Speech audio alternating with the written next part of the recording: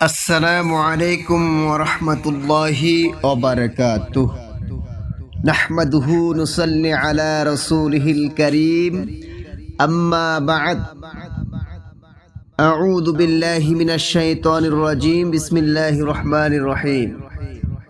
توبوا إلى الله توبة نصوحا. صدق الله المولانا العظيم. اللهم صل على سيدنا نبينا شفيعنا حبيبنا ومولانا محمد صلى الله عليه وسلم.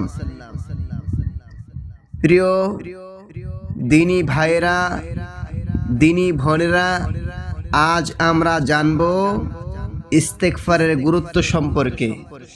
ইস্তেগফার মানে আল্লাহর কাছে ক্ষমা চাওয়া।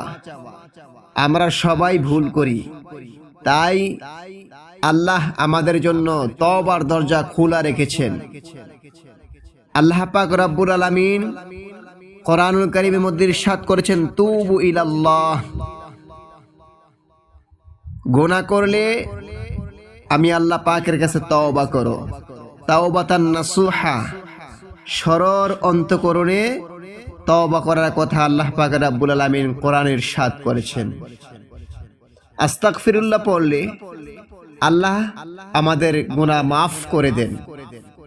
রাসূলুল্লাহ সাল্লাল্লাহু আলাইহি ওয়াসাল্লাম বলেছেন, যে ব্যক্তি বেশি বেশি ইস্তেগফার করে আল্লাহ তাকে শান্তি ও রিজিক দেন। আসুন আমরা প্রতিদিন অন্তত 100 বার ইস্তেগফার পাঠ করি।